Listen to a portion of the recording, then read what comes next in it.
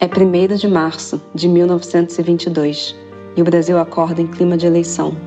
Nas principais cidades do país, pessoas em trajes sociais caminham até as sessões eleitorais para escolher o novo presidente da República. Mas espera, há um detalhe. Se você for mulher, você não pode. Naquela época, para a lei brasileira, pelo simples fato de ser mulher, você não é uma cidadã plena e, portanto, não tem direito ao voto. Seu nome não aparece nas listas de eleitores, aquele é um espaço reservado apenas aos homens. Foi nesse Brasil, silencioso para as mulheres, que uma jovem bióloga chamada Berta Lutz se uniu a outras mulheres para formar o rumo da história. Formada na França, influenciada pelos movimentos feministas europeus, ela volta ao país com uma convicção: que a cidadania feminina não era um favor, era um direito.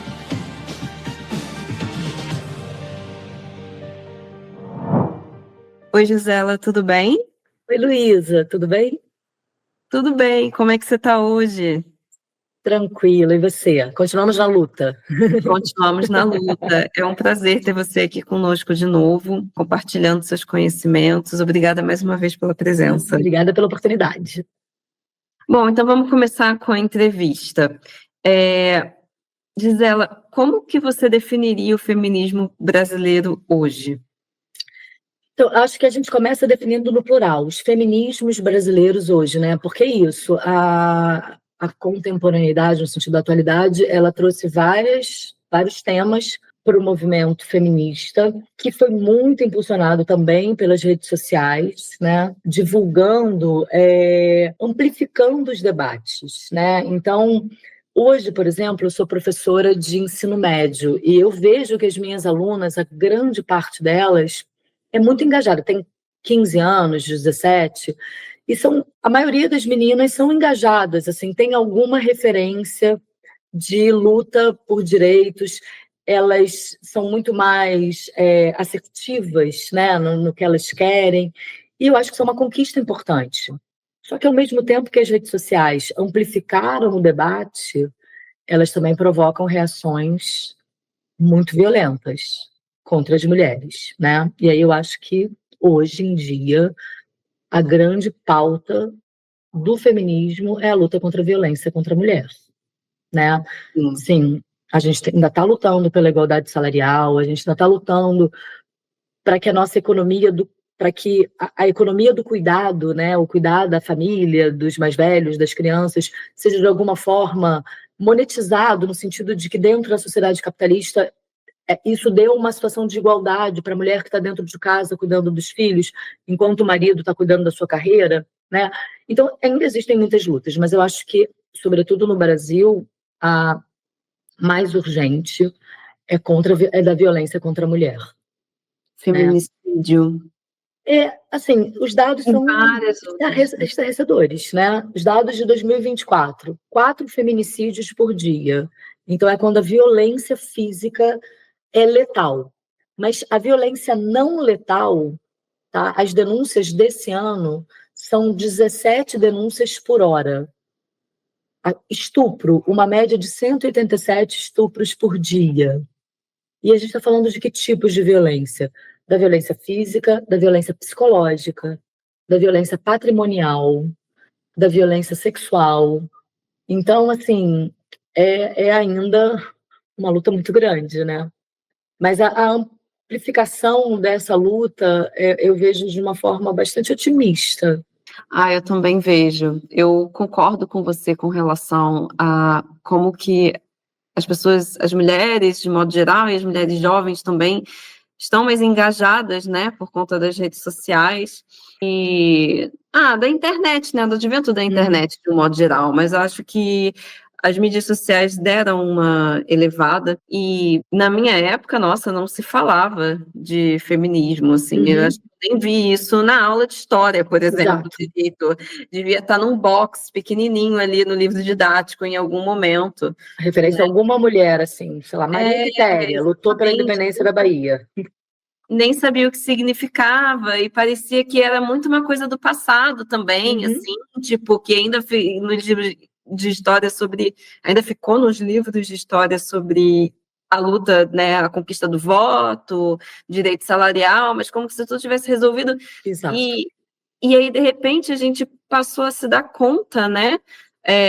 Muitas pessoas se darem conta das pequenas violências que a gente passa no nosso dia a dia, né? Com relação ao nosso corpo. E muito interessante você ter citado que existem vários tipos de violência, né? Como você, agora eu não vou saber listar exatamente todas, mas começa com uma psicológica, né? Exato. Então, muitas mulheres estão num relacionamento e não percebem ali que existe um nível de abuso muito grande, né? Uma presença, principalmente vindo em relacionamentos héteros, né? Dos homens. Exato. A violência patrimonial é um problema enorme, porque como socialmente o papel de cuidar cabe, em geral, às mulheres, são muitas as mulheres que abrem mão de uma carreira profissional para cuidar dos filhos e da casa. E aí se tornam dependentes financeiramente dos maridos, né? E geralmente essa violência patrimonial ela está associada à violência psicológica, mas fica difícil de sair desse círculo, né? Como é que você vai se manter se você depende financeiramente, né? Então são muitas violências que dificultam, né, a romper com esse círculo. Pois é, e como que uma alimenta a outra, uma grande engrenagem de violência Exato. contra a mulher, como você falou, né? A mulher, ela depende financeiramente, mas talvez ela dependa financeiramente porque existiu uma violência psicológica de que ela é incapaz, né? De que ela não presta, qualquer coisa do tipo. E é importante essa categorização para a gente conseguir identificar, né? Muitas mulheres não sabem sobre isso. Então, tem a patrimonial, tem a psicológica. A psicológica, a física, né, e a sexual. Mas eu acho que talvez a gente possa pensar em outras categorias também, mas essas são as principais, assim, né? Sim, e muitas vezes quando se fala de violência contra a mulher, já se pensa na parte final já, que é o ápice, né, que é tipo, claro, que que são é os isso. feminicídios, né? Você pensar que acho que foi preciso criar uma categoria, né, para se referir ao assassinato de mulheres por serem mulheres, né? O feminicídio é uma categoria que foi criada em 2000 e pouco, agora não vou saber precisar, 2006, talvez, início dos anos 2000. Então, foi preciso categorizar esse tipo de crime, que não é um assassinato motivado por outro motivo que não seja o fato de ser mulher, né? Então, isso já é extremamente revelador do que é a sociedade brasileira. Diga. Eu ia falar que a desigualdade de gênero no Brasil ainda é muito grande. O Brasil é um dos países mais desiguais em questão de gênero, assim.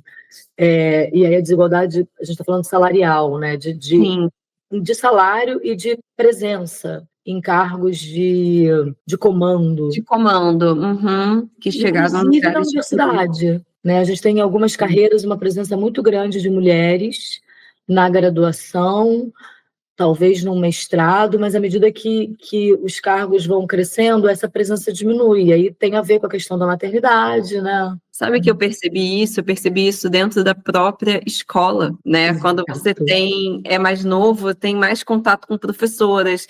E às vezes, muitas vezes, porque são papéis que são atribuídos a elas, porque já é uma coisa assim, mais próxima do maternar, né? Do cuidado. Do cuidado, então esse lugar pode. Agora, quando vai avançando e vai mudando um pouco esse conhecimento didático para algo que se aproxima do conhecimento científico, né, mais acadêmico, e que geralmente também são lugares mais bem pagos, né? Assim, você vai sendo professor de, né, Fundamental 1, Fundamental 2, ensino médio, você vai vendo aumentar a presença de homens e diminuir muito a presença de mulheres, né? E é mesmo na academia, mestrado, doutorado, como você falou, mas começa lá já na escola. Na escola. É isso. O fato de haverem diferenças salariais entre professores, eu acho um absurdo, uma grande disparidade. Mas o professor de educação infantil ganha muito menos do que o professor de ensino médio. E a presença de mulheres na educação infantil é muito maior do que a presença de homens. Assim como no ensino médio, a presença de homens é maior do que a das mulheres. Então, você tem aí já, né? Então, a desigualdade de gênero, ela transparece, né, nessa questão do trabalho de várias formas. Tem trabalhos que são ditos mais como femininos, outros masculinos, e estes, por acaso, eles São são os mais valorizados. os mais Uma mera desvalorizados. coincidência. Às vezes você tem, de fato, pessoas assim, ocupando o mesmo cargo numa mesma empresa, numa mesma situação, e o homem ele está recebendo mais, a mulher está recebendo menos, né? Então, voltando aqui para o nosso assunto, a gente falou um pouco sobre a chegada das mídias sociais, da internet, né? Como que isso ampliou o acesso à informação, a compreender as violências que a gente passa no nosso dia a dia, né? Entender o que é o feminismo, então como as pessoas jovens, as mulheres jovens estão super engajadas, mas ao mesmo tempo, as mídias sociais, né? Talvez eles tenham aumentado, talvez elas tenham aumentado o desafio para o próprio movimento. Você acha que aumentou ou não? Eu acho que, assim, você aumenta a exposição, né? E isso faz com que algumas mulheres acabem se afastando das lutas para se preservar mesmo, né? A gente tem mulheres na política, a gente tem exemplos de mulheres que foram eleitas para cargos públicos e que depois desistiram de permanecer na política, visto a quantidade de ofensas, de discurso de ódio que elas receberam, né? Mas, ao mesmo tempo, eu acho que é um caminho que não tem volta, porque, assim, outras mulheres vão aparecer para ocupar esses espaços, porque é claro que é uma questão de segurança, de integridade da sua vida, então, às vezes, você não dá conta mesmo, né? Sim. Mas não tem volta essa luta. E vão aparecendo outras mulheres, porque é isso, não tem como silenciar mais. E também as redes sociais, elas amplificaram a questão da diversidade, né? Então a gente tem vozes de mulheres diversas aparecendo, né? Mais mulheres negras, por exemplo, na televisão, na literatura, né? Nos festivais de música, em espaços que tradicionalmente foram ocupados por homens durante muito tempo e que agora a gente vê muito mais mulheres, né? E dentre essas novas vozes, eu tenho ouvido muito sobre mulheres indígenas na política, por exemplo, e reivindicando, se colocando como mulheres indígenas feministas, né?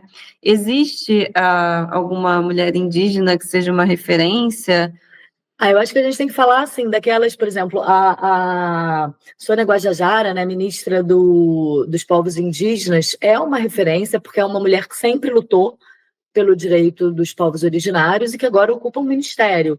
Um ministério muitas vezes esvaziado pelo próprio governo, mas é uma questão de representatividade. Agora, tem uma jovem indígena que eu descobri alguns anos atrás, fazendo um trabalho com os alunos, descobri na internet, que é a Alice Pataxó, que é maravilhosa, né? Ela foi eleita pela uma das 100 mulheres mais influentes há anos atrás, assim. Ela é muito jovem, não sei quantos anos ela tem, mas ela consegue incluir na questão do feminismo, na questão identitária também das mulheres indígenas, uma coisa que as mulheres negras tinham feito, né, anteriormente, e agora as mulheres indígenas estão aparecendo com mais espaço pelas redes sociais, né? A Joênia Wapichana, que também foi a primeira mulher indígena advogada e primeira deputada federal. Sim, muito interessante. E aqui onde eu moro, tem muitas aldeias indígenas, né? E eu muitas vezes tenho acesso a essas aldeias, troco com pessoas indígenas frequentemente, e fiquei sabendo de encontros que elas fazem, né, de mulheres indígenas. Ai, que E legal. como que isso é importante, porque muitas vezes as aldeias, não assim originalmente, isso nem era uma questão original, mas até por uma influência europeia, né, assim, algumas questões mudaram, e elas não tinham direito a ir em certos lugares sem ter um homem acompanhando, né, coisas do tipo acontecem, e nesses movimentos elas passaram, bom, não sei se dá para dizer sobre todos os povos, todas as etnias, eu estou falando muito especificamente de um movimento específico e de uma fala específica de uma mulher guarani falando, mas elas tinham o direito de poder ir só elas, sabe? Falar, não preciso de nenhum homem. Então, esses movimentos fortalecem elas também, né? E estão acontecendo no Brasil todo, os indígenas estão se organizando. E que mudanças vemos na presença de mulheres na política, na mídia e em posições de poder? Então, na política é curioso, né? Porque nós somos 53% das eleitoras, né? Então, a maior parte do eleitorado brasileiro são mulheres. Mas 15% de representação no legislativo. No executivo estadual, a gente tem 2 governadoras apenas, né? Então, assim, ainda existe uma subrepresentatividade. Mas acho também que isso é uma questão de tempo, né? Eu, por exemplo, eu não sei te dizer quando, mas teve um momento na minha vida que eu decidi que eu só ia votar em mulheres. A menos que não tivesse, né? Então, para a presidência da República, eu votei em mulher quando eu tinha essa oportunidade. Quando não tinha, acabo votando em candidatos homens. Mas eu entendo que para vereador, deputado, senador, se tiver mulher, se for de né, enfim, de um viés político com o qual eu me identifico, vou votar por ser mulher, porque eu acho que a gente tem que estar mais É representada. Exato, com certeza. Atenta a realmente querer que o meio político reflita o que de fato é a nossa sociedade, né? Não tem essa diferença tão grande. Eu também. Aqui, a última vereadora que eu votei nela e era isso, 2, assim, muito bons. Exato. Né? Eles, tipo, defendem as mesmas coisas, mas eu pensei, putz, cara, mas ela é mulher, sabe? E isso faz toda a diferença, porque a gente precisa ocupar esses espaços, né? Elas sentem na pele, parece que a gente sabe que a luta vai ser diferente, entendeu? Porque é alguém que sabe o que é isso. Mas os desafios são muitos, né? Tem uma lei de política afirmativa que determina que os partidos têm que uma cota exclusiva para mulheres, né? Então os partidos têm que inscrever nas eleições de todas legislativas, né, um número X de mulheres. Muitos partidos escrevem as mulheres para concorrer, mas uma coisa só pro forma, tipo, não dão verba para campanha, sabe? Então, só para dizer, não, a gente tem muitas mulheres concorrendo. Uma outra coisa que eu acho interessante é que existem análises atuais, eu não estou muito aprofundada nisso, não, mas que o eleitorado feminino ele teve um papel decisivo nas últimas eleições presidenciais, né? Porque a rejeição a um dos candidatos por parte das mulheres era muito grande e que isso teria sido importantíssimo na eleição do atual presidente, do Lula. Então a gente percebe que esse debate está chegando com força na política também, né? Sim. Porque as mulheres se posicionaram contra determinado candidato, né, que a gente precisa falar o nome dele, e a favor de outro. Porque começaram a entender, né? Isso acontece nos Estados Unidos também, por exemplo, com o governo Trump. Óbvio que tem mulheres que votam nele, mas existe uma rejeição muito grande das mulheres por conta de discursos misóginos, né, machistas, que ele sempre teve. Exato, com certeza. E aí, como que forma um público eleitoral, né, importante. Acho que a gente vai conscientizando aos poucos, né? E assim, um podcast como esse vai levar, né, algumas pessoas a essa discussão, na sala de aula, eu tento fazer isso, porque tem muitas meninas e eu nunca parei para pensar sobre isso. E não está nas prioridades, né? Está preocupada, sei lá, com os papéis que foram atribuídos às mulheres, e aí não refletem sobre essas coisas. E aí, a partir do momento que você suscita o debate, tem razão.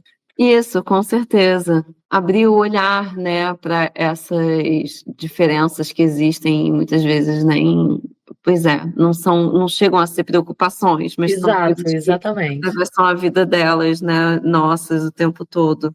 Gisela, você como professora, qual o papel da educação na construção de um futuro mais igualitário? Eu sou, assim, acredito completamente na educação. Vou te falar que está cada vez mais difícil trabalhar em sala de aula, mas eu acho que a educação ela tem esse potencial transformador. E a conscientização é o início. Você precisa trazer para o espaço da sala de aula. Eu sou professora de colégio, né? Ensino médio, principalmente. Você trazer os debates para a sala de aula para despertar a curiosidade. É por aí que você vai transformar, né? E aí conscientizar que violência de gênero não é uma coisa que pode ser naturalizada, né? que os homens não podem se sentir à vontade para arbitrar sobre o corpo das suas namoradas, das meninas no colégio, né? Que não tem o direito. Então, assim, eu acredito na educação como transformadora. Mas eu também acho que é um processo que não é imediato, né? Mas a gente está conseguindo. Acho que todo professor precisa ter isso em mente, senão vai viver frustrado. Pois é, senão a gente desiste, né? Porque a gente Exatamente, mas saber que é um trabalho de formiguinha, né? E agora você falou de sala de aula especificamente, né? Porque a educação, ela, bom, se dá em muitos meios. Exato, em muitos espaços. Muitos espaços. Mas quando é um espaço, assim, bom, seja virtual ou seja físico, mas que não seja através das mídias sociais, que são regidas por algoritmos, né? E muitas vezes criam bolhas e tudo mais. A educação ela tem esse papel crucial na criação de um debate sobre isso, um debate mais justo, né? Um debate que sai da bolha, que você convive com outra pessoa ali que talvez discorde de você, mas isso não está segregado, né? Assim, cada um só se ouvindo e alimentando as mesmas ideias, né? De um lado do outro, a gente vê politicamente, né? Uma polarização muito grande e um isolamento muito grande, uma falta de diálogo, né? Para poder, sei lá, crescer democraticamente. Eu acho que sala de aula, assim, para quem está lá dentro, né? É muito democrático quando os debates acontecem. A educação nesse lugar é super importante, né? Exato, é uma coisa que eu valorizo muito, assim, é o espaço do debate e é um debate pautado em algumas diretrizes, né? Tipo assim, respeito aos direitos humanos, está na Base Nacional Curricular Comum, isso é BNCC. Sim. Então, assim, isso é o essencial. A partir desse respeito, gente, cada um pode ter a sua opinião, se for uma questão de expressar opiniões, o que eu também acho muito importante é, enquanto professora de história, eu levar documentos para os alunos, né? Fatos históricos, no sentido de comprovar cientificamente o que eu estou falando, para também não ficar só no campo da opinião. Mas eu acho que a mulher é menos inteligente do que o homem. Não, mas como assim? Você pode achar isso, mas não tem nenhuma comprovação científica. Os alunos não falam isso, porque eles não, até pelo fato de eu ser professora, eles não vão se sentir à vontade. Mas eu quero dizer, elevar o nível do debate para sair da coisa dos algoritmos das redes sociais que transformam opinião em verdade, né? Então, saber diferenciar para engrandecer o debate e aí trazer temas tão importantes quanto como feminismo, racismo, intolerância, enfim, e todos os outros que a gente pensar. Com certeza. Bom, Gisela, para fechar, se você pudesse deixar uma mensagem para as mulheres que estão nos ouvindo agora, qual seria? Qual a mensagem? É a gente pensar que é uma luta constante, mas uma luta boa, no sentido de ocupar o nosso espaço, os nossos desejos, os nossos interesses, de ser protagonista da própria história. É isso, você escolhe o seu protagonismo e a sua história é sua. Muito obrigada, que lindo. Obrigada a você, Luísa. Fico muito feliz, Gisela, de você ter vindo aqui participar do nosso podcast. Realmente foi uma conversa, foram várias conversas, vários encontros muito interessantes. Com certeza eu saio de hoje aqui diferente de quando eu cheguei, né, em muitos sentidos. Então, agradeço muito pela sua atenção, pelos seus conhecimentos. Até uma próxima oportunidade. Até uma próxima, Luísa. Obrigada a você também pela oportunidade, tá bom? Tchau, tchau. Tchau, tchau.